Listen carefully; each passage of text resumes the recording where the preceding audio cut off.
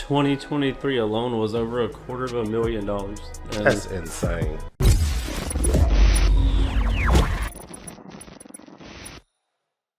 Jonathan, man, thank you so much for coming down and, doing this episode. I've seen you do plenty of episodes in the past where I guess you've talked more on the success of Down for Sound and how it went from zero to maybe $20 million a year revenue.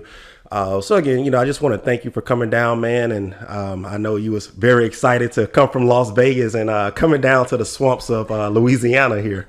That's right. Yeah, I appreciate you having me. Yeah, we were able to achieve getting close to 20 million. We hope to be able to reach that this year. We hit 18 million, but getting close. So that's what the next goal is. So hopefully we can reach that. Right. So, like I said, I see you've done plenty of success stories on episodes and things like that. So in this episode, I strictly want to kind of stick to credit a little bit. We're going to talk about success, but this is something that, even I've listened and watched some of your podcasts in the past, but, kind of sticking to credit.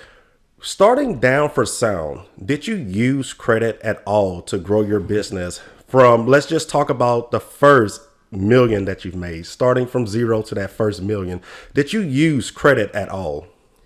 Yeah, so I did not use credit. Like the way that I was raised, I come from a small town in Mississippi, Greenville, Mississippi to be exact, about 20,000 people. So it's not anything special. So that's why a lot of people, I guess, vibe with me, because most people that have big success stories, I think, that you hear about come from humble beginnings. So anyway, my dad always taught me or told me basically, like, if you can't afford to pay for something in cash, you don't need it. Yep. Cash is king. Right. Don't get a credit card. They're evil. Like, just all these things that you hear so much coming up in a home where they don't really know.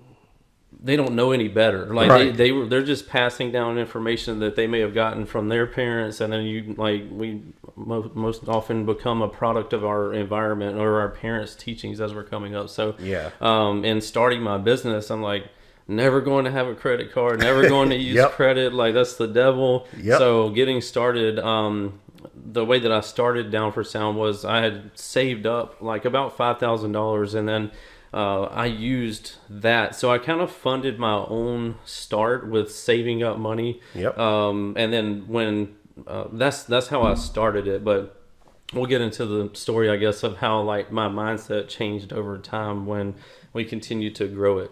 Okay. So growing up, you grew up in Greenville, Mississippi, next to a pecan tree and a chicken shack, right? Yeah. So your parents, you've seen them not really use credit often, correct? Yeah. Credit's evil. Credit cards are evil. That's the whole mindset in my parents, yeah, especially my dad. My dad was a finance guy, like taught people to like make money and save money and invest it. Like, so he had a good mindset in that way, but I learned things along the way that were better right. than what he was teaching. Okay, so let's move forward a little bit. Your younger adult life, let's say early 20s, mid 20s, I guess. Did your opinion on credit change? Maybe it was to buy a new vehicle, or maybe to buy your first home. How did that affect you in your early 20s before Down for Sound? Yeah, my first experience with credit and credit cards were not good. I was a typical consumer. Like, I used the credit card to.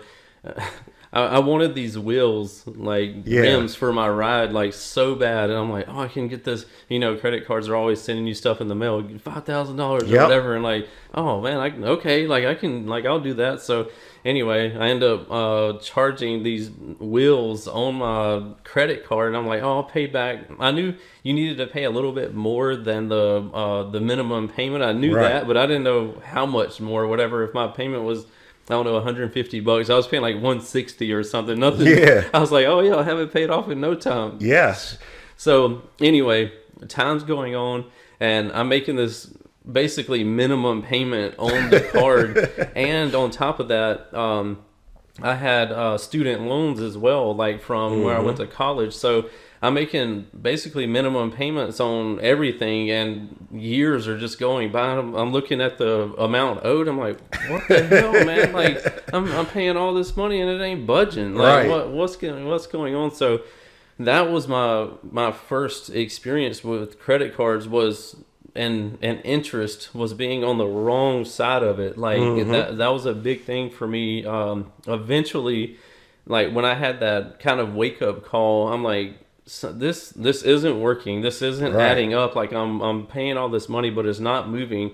And then I'm like, okay, one day I'm like, I'm not buying any more stupid stuff. Like all the money that I make, I'm paying off this credit card. Like Yep. I'm paying this off because every month that goes by, like I'm just wasting so much money in interest. Like Yeah. I mean, because I'm on the wrong side of it. Right. So anyway, like that's what I did. I'm like, if I made $400 or whatever, and I was living with my parents, so like Yep.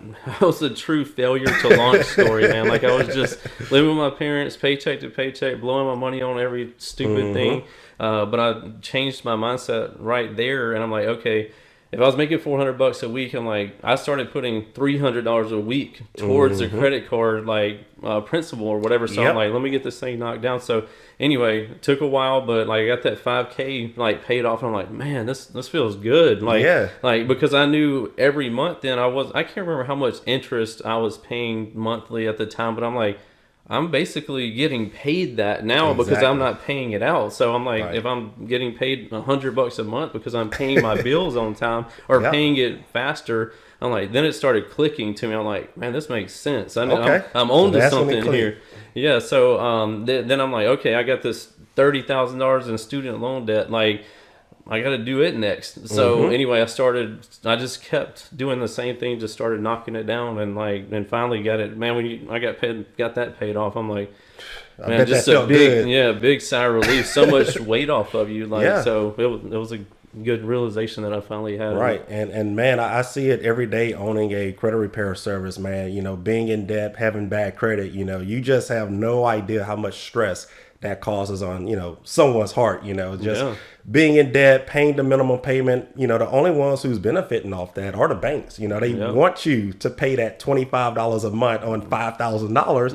There's a reason why they send you that statement in the mail or that online statement to your email, because they make money when you simply do not pay your bills on time. For a lifetime, they're Yeah. making. They want you to make the minimum payment because you're a funder of theirs for a lifetime. You're never Right. going to pay that off, but like they got you. Yeah. You're in that hamster wheel. Like, Yeah. But it's a hamster wheel genning them money every month, That's not it. you. So That's it. Yeah, one of my best experiences with credit cards is how I even started Sturgis Credit Repair, and you've heard the story many of times. But you know, for the ones that's out there who are listening or watching, you know, I started Sturgis Credit Repair when I was working at my local car dealership. I didn't really have honestly much to my name, and honestly, man, I just started applying for credit cards, which has nothing to do with business. I just apply for credit cards. Maybe it can help me get by on the weekends or something like that.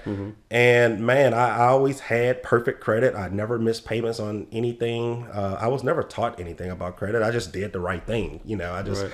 never believed in not paying my bills on time. That just sounds scary. So anyway, I got approved for a credit card. I think it was the Capital One Saver or Saver One, whatever it was. And man, just by working a 9 to 5 job and having 700 credit scores, they gave me $30,000. And for somebody who's not used to having $30,000 in the palm of their hands within right here, that was a lot of money, man. I was balling with that credit card. Yeah. So A lot long of story responsibility comes with yeah, that. long story short, it's crazy. I started applying for credit cards during a time where I was losing interest working at the car dealership just due to customers coming in wanting to buy a car. I was spend all day showing customers cars. They would, I was closing them on a deal. They would sign up for a credit application, get denied because they don't have good credit. And I'm like, man, there's got to be a way to help these people out there. And I didn't know anything about credit repair back then. Honestly, I thought all those companies you see online are just scams and things like that. But I actually started practicing with some things that was on some of my family members' credit, some of my close friends' credit. And I kind of got my experience from, you know, doing that. And over the time, I started offering it to some of my customers. And, I got 10 customers, wanting me to help them improve their credit scores. And I'm like, man, screw this. I'm about to start a business. And then I started doing research on credit repair companies. And there's Lexington Law Firm that's out there that has like millions of clients enrolled every single month. And I went through all the stages of how to start a legit credit repair business, just being funded by that Capital One credit card with $30,000, and Awesome. it had 0% interest because I probably spent a good bit of thousands starting Sturgis Credit Repair that I didn't have the money for. But thank God that card had 0% for 18 months, I believe, and on top of that, I got 2 to 3% cash back and also like a $500 bonus if I spent a certain amount. But long story short, it has literally paid me to start Sturgis Credit Repair. It had 0% interest. I paid no interest. I wasn't in debt. I was able to pay those balances off in maybe the first 6 or 7 months in business. Nice. And I haven't looked back yet. So just from hearing my experience with credit cards, I know you had the little student loan or student debt issue. You kind of fund it down for sound from zero to your first, millions or whatever.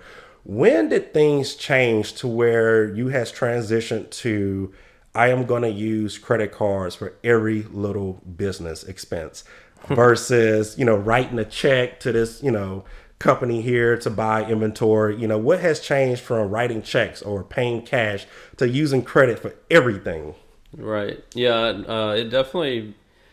It was probably, I don't know, maybe my second or third full time year. Like, I started down for sound, and you go through your growth stages, like getting it started or whatever. But when I was doing it full time, it probably was like my second year doing it full time.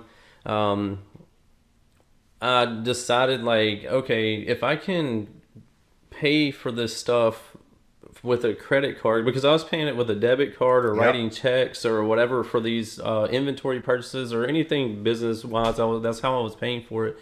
So I started, like, I think I saw a friend of mine, Jacob Fuller, like he owned Sundown Audio, but he was making purchases. I saw him posting about a Capital One Smart Card, and I'm but it's still in my head. I'm like, screw credit cards. Like, if you can't afford it, you don't need it, like that type thing. But I started looking into it more because I saw like the cash back thing. But some of my other friends, they were like, well, we have the Amex cards, and we like get all these points and this and that. And I'm like, okay, so I'm like, well, it seemed like a status thing to have an Amex. Like, so I'm like, okay, I'm gonna get an Amex first and like see if I can rack up some points. Yeah. But so anyway, I got an Amex, and they start you out with a small limit because I've never had a credit card before. So anyway, I get it, but I tell myself, I'm like, the reason why I've been programmed to hate credit cards is because of the interest that people have to pay. Us insane amounts of interest, and people get stuck in this hamster wheel of paying it off. Right. And that's what I was. I remember when I had that $5,000 on the first one, and I couldn't pay it off. So I'm like, okay, I learned a lesson there. I don't want to do that again. How would I fix that? Like, okay, whatever I charge on it, I need to make sure before I charge it that I'm able to pay it off. So I think I had the gold Amex first, and this was strictly points based, like card. Like different tiers get you different amounts of points per dollar or whatever. So anyway, I started like out small, $2,000 or $5,000, and like I would literally swipe it, and like the next day I would pay it off. Like, I got into this routine of paying the card off. I was paying my card, and I did this for many years. Like, but that's how I started. I'm like, every night I would check to see if I could make a payment on my cards to make sure they were paid off. Because I didn't want to have any chance of me paying any interest. Right. The day that I paid off the first credit card and the student loans, I told myself, I was like, I will never pay somebody interest on these cards again, and I'm going to make them pay me all that money back and a shit ton more. Right. So that's what I told myself, and I didn't know how long it would take me to figure out how I was going to do this, but I made that statement to myself to like do that sometime in the future. So anyway, I went through the points thing, but with me, the points. So with Amex, and I accumulated millions of points on this card. Like I grew it over time, and like they raised my limit or whatever because I kept paying it off. Like, okay, this guy's gonna like. I think they had a thing on Amex at the time where you could test a charge, like to see how much you could charge in like one swipe. Because like people say, "Oh, I got an Amex, it doesn't have a limit." Like you have a limit. Like it's just what is the limit. So then they at that time I haven't used it I still have them, but I haven't used them in a really long time. But anyway, you could go on there and you could type in an amount and see if it would let you swipe that. And I think the highest I got up to with that card was like 300,000 or whatever that I could do in one swipe. So pretty impressive. But anyway, I was accumulating all these points, and I would get these flyers in the mail. Hey, would you like to go on vacation, or like how do you want to spend your points? And I started looking. I'm like, I don't understand that. Like, how many points? It's like, do you want to charge it and then pay it off with the points, or do you want to just use the points? And with this, it's more. The points are more valuable if you pay the balance after, but you charge it. I'm like, this is freaking confusing, man. Like, so I started getting some sort of like complex. I didn't know if I was spending the points wisely, or if I was actually paying more to use the points than if I just swiped it or whatever. So I'm like, okay, this is getting confusing. How do I get to a more understandable thing for me, this Mississippi guy? I just need meat and taters, like I need something that's easier to understand. So that's when I found out about the cash back thing. And Amex at the time had a plum card, which was 1.5% cash back, and like it's straight across the board. You spend $100,000, you get $1,500 like free. I'm like, hey, that's easy. Like I know how to spend $1,500. Go spend it anyway. I know how to spend $1,500. So that's how that was my first cash back card, and that's how I transitioned into a regular card into like doing cash back. So, okay.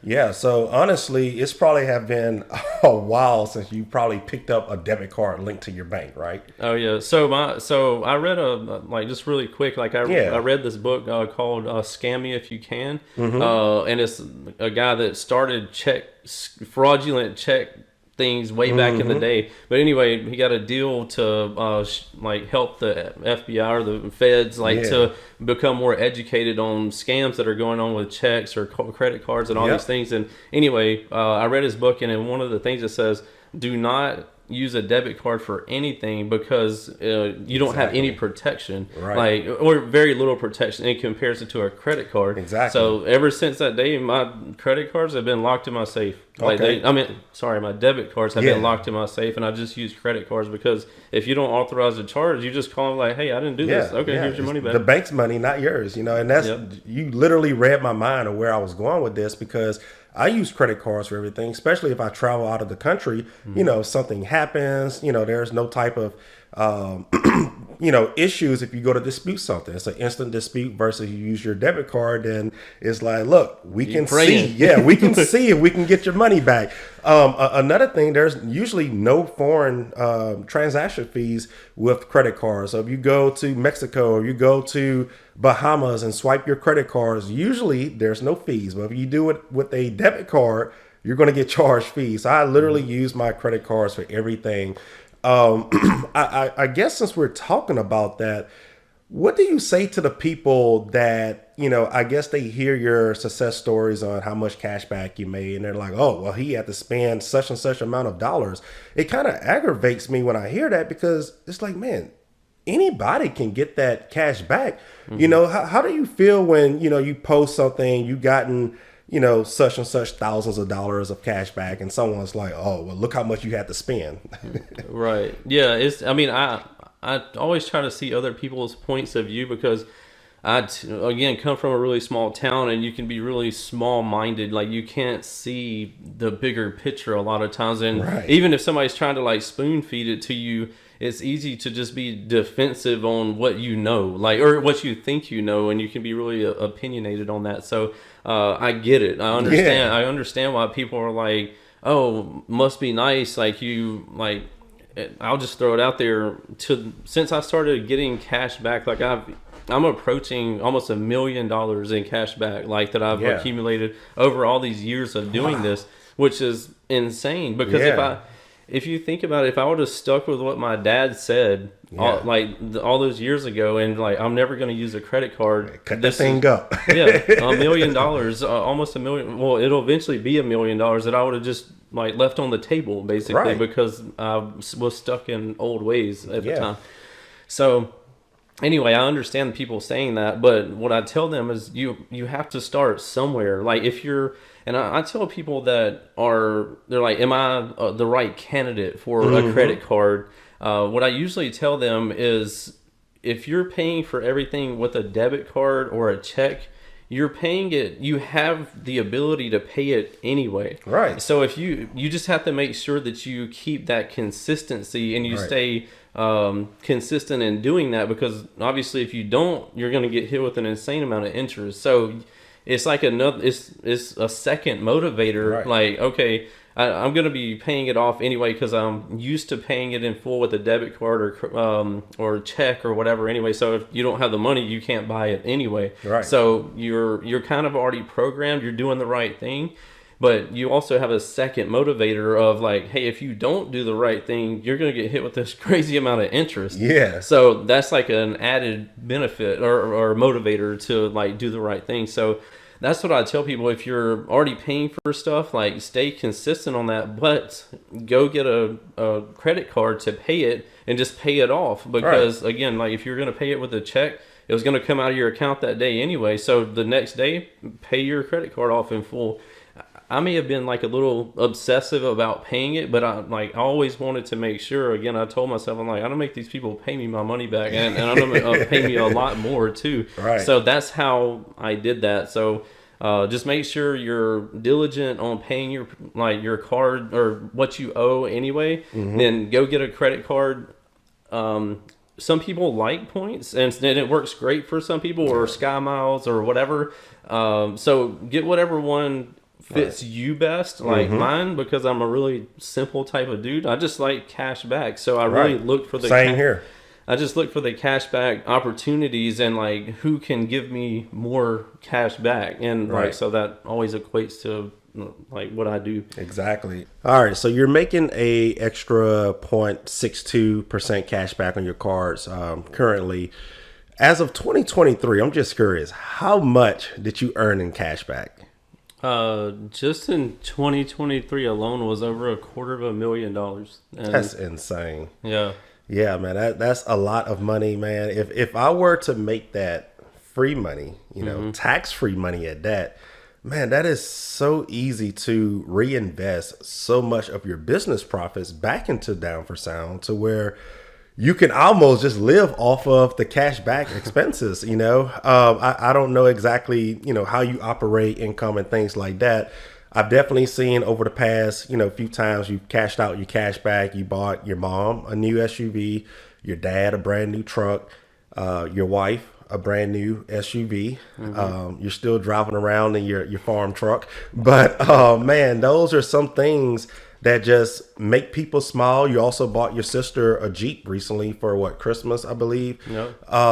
Is that something that you enjoy doing? Just, seeing other people smile just from, your success of earning some of the cash back that you make? Oh yeah, it's a very rewarding thing. Like the further I get in business in general, like the more that I can help other people and impact other people and bless them in whatever way it might end up being. It's really fulfilling for me to do so. So yeah, to do all those things for my family members, giving them new vehicles or like whatever it might end up being. Like it's really cool to see, because a lot of times these people, like they wouldn't ever be able to do something like this or afford something like this, especially so easily. And I started off like in a really selfish mindset. Like it was more of a me type of thing, and that like I was gonna run my business by myself. I wasn't ever gonna hire anybody. I was gonna do all the work. I wasn't gonna make any mistakes. Man, how naive of me to think like that way, but that's how I was. And I'm like, I can make a couple $1 million and I can retire and I'll be set. And I'm like, but I quickly found out that you can't go near as far alone as you can with a team of people. Like, and you need people if you want to keep growing your thing. Like, nobody's ever done anything great by themselves. You may do okay or good, but you're not going to do anything great or super big by yourself, because it takes a team of people to do stuff on a higher level. Yeah. So anyway, I started bringing on people, and then like the more we continue to grow, the more my blessings grew alongside it. So yeah, it's really cool to be able to like get it. But initially, I was just getting the cash back to keep it for myself and like do whatever with it. But I'm like, man, I could easily bless my mom with a new Denali truck or whatever, and same thing with my dad, new Denali truck. Like, and it was just a portion of the cash back. Exactly. I'm like, it's not hurting me at all, like, because I'm not getting this money. I mean, I know it's coming, but I'm not pre-spending it on myself or anything. I'm like, so whenever I do cash it out, like, I just like do some. I mean, a lot of times I'll invest it back into the business or whatever. But sometimes I'm like, oh, this, like, I know my mom would really like a new vehicle, or like my youngest sister, like I had all of her teeth fixed, like it was $45,000. Like, I just used it for that, life changing for her. Yeah. So anyway, really fulfilling to be able to do that with money that would not have even existed if I never made the change to using a credit card, and getting cash back. Man, and like I said, man, I know for a fact that put smiles on people's faces, because even me, I have a personal experience with you, flying on a private jet for the first time. I'm not sure which dollars was that, but I'm sure, that could potentially have been from cashback. That right there has, made me up my goals in life to where I want to do that for a family member or a close friend or something like that, man. So awesome. Definitely keep on blessing people with cashback. Like I say, it's literally just a reward from you just being successful. So just want to appreciate you for that, and thank you for what you've done with family, friends, me, myself. So moving along to the next topic, we talked about your experience with credit, how you went from the bad part of credit to the smart way of things. We talked about how you use credit to put smiles on your friends' faces or your family faces. Let's talk about other people who impact you, your customers. So I don't know if you maybe have thought about this, but it is very important that they have good credit as well, because I'm pretty sure just by looking at your website, you get a huge amount of finance orders. Now, I know it's hard to estimate that percentage, because a lot of people are buying products on your website with a credit card. Clearly, they're probably financing that on a credit card. Right. But let's strictly just relate to the ones who are using Snap Finance, Akima, what's the other one? Klarna. I don't even know all of them. Firm, whatever the case is. Have you sat down and seen how much of a percent of your sales are financed? It's like 30 or 40%. It's big. Yeah, it's big. And the thing is, like, I mean, these places tend to have pretty high approval ratings. Like, almost if you have a job and like a phone number and a heartbeat, like you get approved or whatever. But sometimes they don't. So that's when so like Chris was telling you guys, like when he worked at the car dealership, like he's like, how can I get more people like a higher approval or like more success on, like the person's trying to get a car, but they can't because their credit sucks. Like, so, okay, if I help them up their credit score, that's a good thing. And then they get the vehicle that they want too. So it's a double win. So, anyway, so like we have people that like for whatever reason couldn't get approved. So we added a link to Chris's service on there to help them possibly be able to get their score up to where they can get this loan for the stuff that they're wanting. Some of them have, or most of them have, like again, always read the fine print, like do your homework. But most of them have like a 90 or 100 day like same as cash or almost same as cash type of thing. It's just like a credit card with your introductory offers. Like, if you're not hard headed. So it can be a good thing, as long as, just like credit cards can be a great thing if you utilize them correctly. The reason why I've had people tell me this too. They're like, I can't believe the credit card companies don't cut you off, like, because they're not making any money off of you. They're making some money on like the transaction fees anyway, like on like the little Of course, percentages that's here how they and there. pay you. But the thing is, the people that use cards like the right way, like I Yeah. do, is I would say less than 0.5%, like that use them to their disadvantage. Like Yeah. everybody else is using them, paying 25% interest on them. Like, so why do they care about my little 2.62% Right. that they have to pay me on 10 million when they're making 25% on billions of dollars? Like, Man. and people like, so anyway, they don't care about me. Like, or me telling people. They're like, yeah, keep telling people, because they also know that there will be a percentage of people that I tell, yeah, it's a good idea to have a credit card, but you have to stay consistent, diligent on your payments. There's going to be somebody out there that runs up a ton of debt and then they can't pay it. Like Right. so then they hit them with that 25% interest and all the work. Even if they did it for say 2 years, they were doing good. They paid it off on time and everything like that.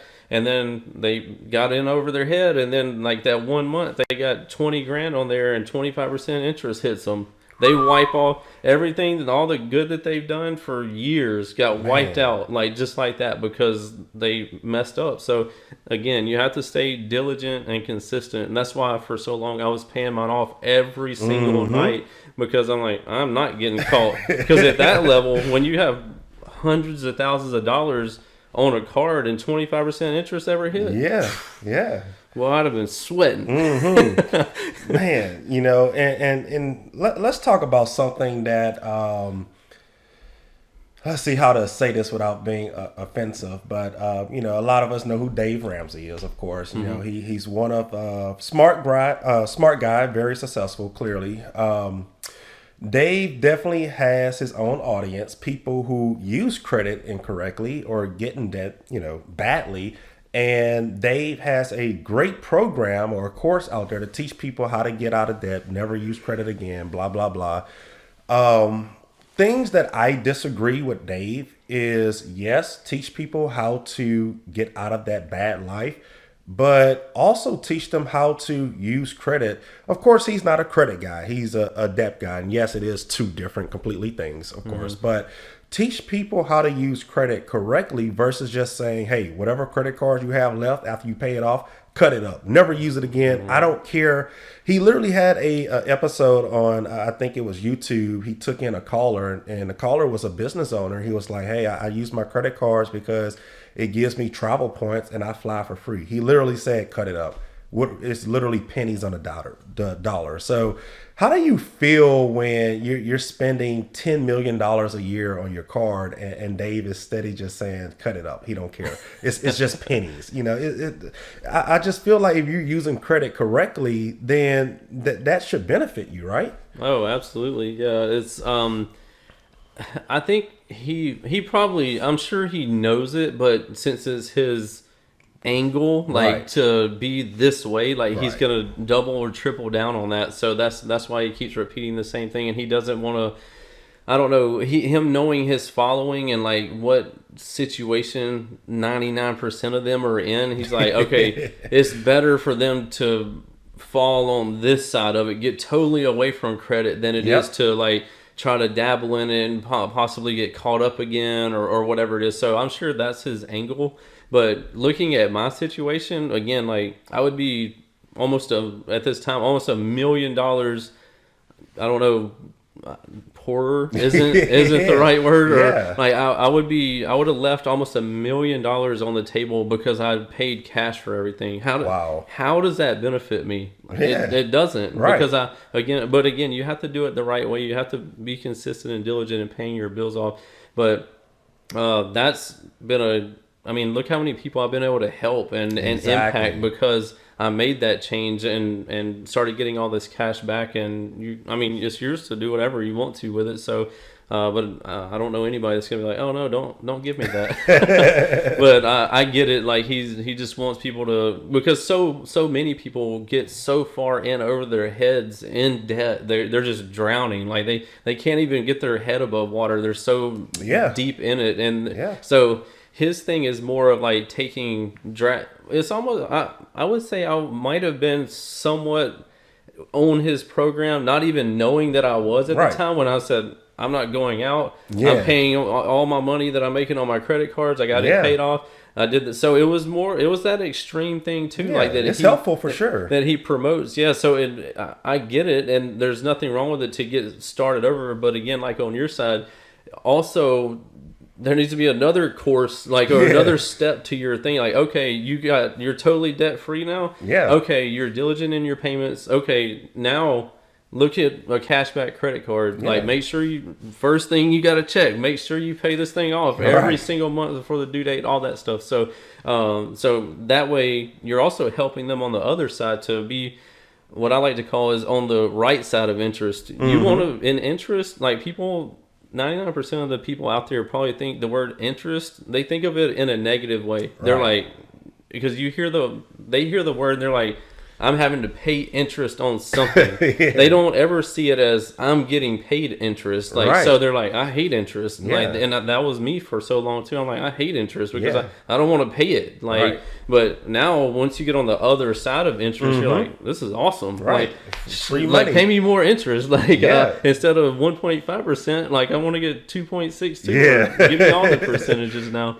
Right. So yeah, being on the right side of it's a big deal. Okay. So as a quick recap for 2023, you've made $250,000 in cash back, and that's literally interest free. You have not paid not one dime in interest last year, just from paying your bills. In the past 10 years. Past 10 years. There you go. So I also want to add, like, in this, because I know a lot of probably people that are into business as well might be listening to this. So something that I learned this year, and I'm always sharing this stuff on my Facebook and everything too, but I haven't made a post about this because I like to think about what I'm saying a lot of times before I say it. But when I purchased my home, I was like, again, like I hate owing people money. Like I want to purchase this house, and it was like I had to put $200,000 down or whatever it was. Right. But I'm like, man, I'm going to pay this thing off because I don't want to. But I got a pretty good interest rate at the time. It was right before they started going up. I think I got 3.4% or something like that. Yeah, you're nowhere going to get that right now. Right. So anyway, I got it, and then it was like we had a bunch of money out in product and stuff, and I didn't have the cash reserve to pay it off. So I'm like, okay, let me do some stuff in the business, and then once I start getting money back, I'll start paying it down. So I was literally, I was gonna go pay $150,000 on like whatever I had like left, start paying it off. And I was talking to one of my friends, and he's more of a utilizing debt person to like do business or whatever it is. They some people don't care about debt or even being on the quote unquote bad side of it. Right. So I was like, yeah, and I made the whole post like, if I pay this this mortgage back the way that it's structured, I'll end up paying, I don't know what it was, $400,000 in interest on this $1 million house or whatever.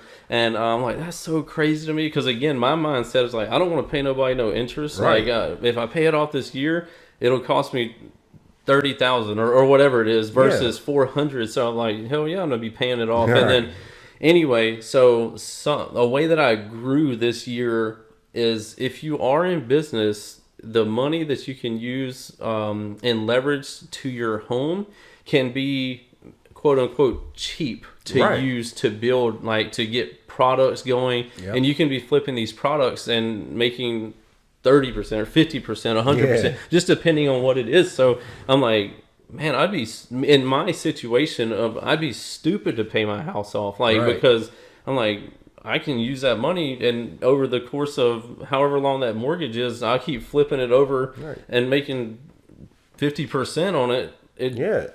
Why would you do that? But Johnathan a long time ago would be like, oh yeah, pay that off, man. You don't want to owe nobody 3% interest on that. I mean, just a year and a half alone of cash back that you earn from Down for Sound, I mean, that covers the interest you would have paid over 15 or 30 whatever years terms you selected. That would have paid for it right there. I mean, man, that's crazy to look at it.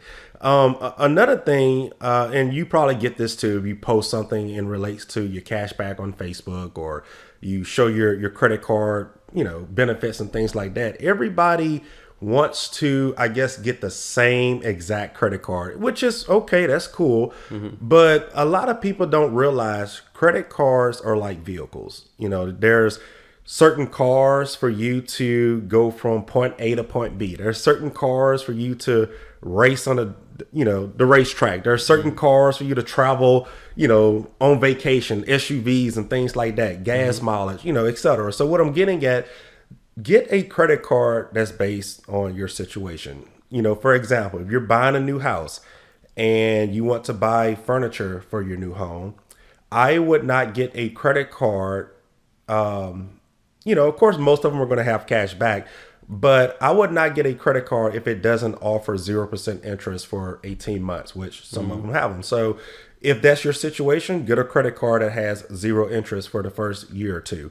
Now, if you travel a lot, you want to get you a credit card that's going to help out maybe with some travel points, because the travel points do rate higher with a travel card versus a traditional cashback card. It just does.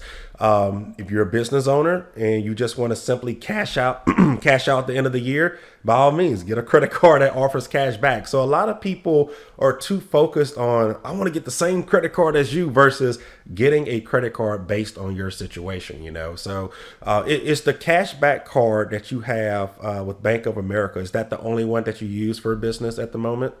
Yeah, for the majority. Yeah, Okay, it's, yeah, I still have some of the other ones for backups, but now and further going on the Capital One story, since I made the switch to Bank of America, they were contacting me like, hey, what happened? Like, why aren't you spending money with us anymore? And I told them like, hey, Bank of America gave me 0.62% more. Just let me know if you can match it or do better, and I'll move those spends back over to you guys. And they couldn't ever do anything with it because they just didn't find it beneficial or whatever.